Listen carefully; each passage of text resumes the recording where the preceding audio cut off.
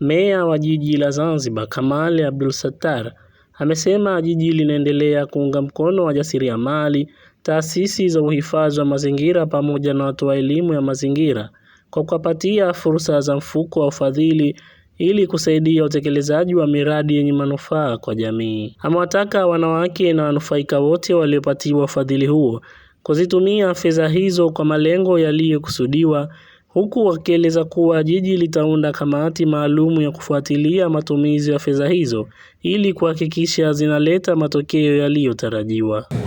Kina mama, hii si fursa ya kufanya harusi za watoto wetu. Sasa mimi nitaunda, baada ya kufaidika na hii, nitaunda kamati maalum ziende zikafuatilie hizi fedha ziko hapo. Atoenda kuolea hizi fedha, mtenda wote, maana kwa mama kufanya harusi hizi fedha, harusi tutafanya wote kituoni. Sasa jamani, hizi fedha tutakuja kuzifuatilia ipasavyo, na hakutokuwa na makundi ambayo hatutoitambua. Madiwani wangu kwa hili wako very attention na wako tayari kuifuatilia mwanzo wake mpaka mwisho wake, kujua hizi fedha zimeenda wapi, na kila baada ya muda tutakuwa tunawafuatilia.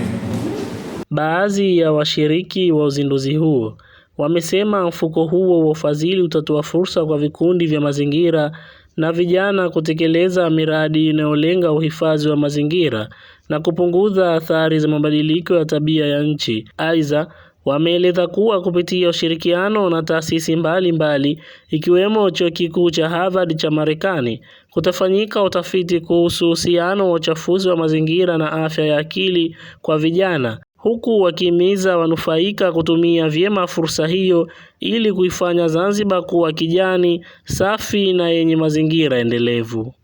Ni mwenyekiti na ni mlezi katika Generation Zanzibar Environmental Corporation, jumuiya ambayo ina mkusanyiko wa ujumla vikundi 38 vinavyofanya swala la mazingira katika Zanzibar nzima.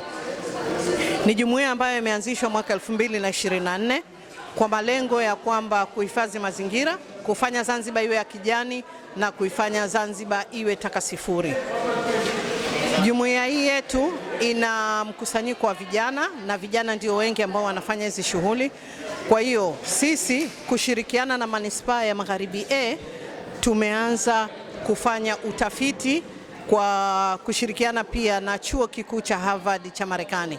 Tunafanya utafiti huu kuhusiana na masuala ya mazingira, uchafuzi wa mazingira na afya ya akili kwa vijana, na vile vile uchafuzi wa mazingira katika athari za mazingira katika afya. Kutokana na utafiti huu tutafanya madodoso mbalimbali katika sehemu mbalimbali. Tumechagua shehia 4 ambazo ndio zitafanyika utafiti huo kwa kuanzia, ambayo ni shehia Monduli, shehia ya Chemchem, shehia ya Mtoni na shehia ya Kijichi. Jina langu Salma Ali Hamad, ni balozi wa Generation Zanzibar Cooperative Union.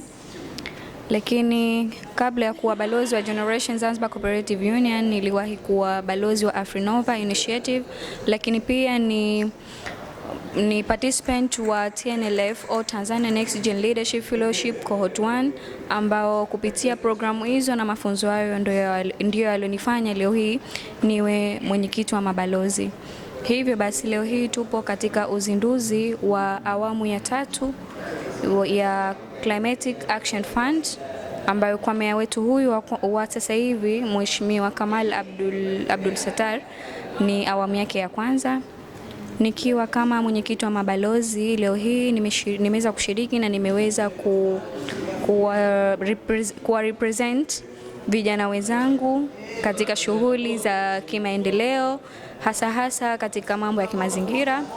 Wito wangu kwa vijana wa Zanzibar ambao wanaenda kunufaika na mfuko huu wa ufadhili na ambao bado hawajapata, kwa sababu utakapokosa awamu hii nadhani utapata awamu nyingine, basi twende tukatekeleze yale mambo ambayo tuliahidi kwamba tutayafanya, kwa sababu mfuko huu una deal na wajasiriamali, una deal na watu wa mazingira na pia watu wa elimu wa mazingira.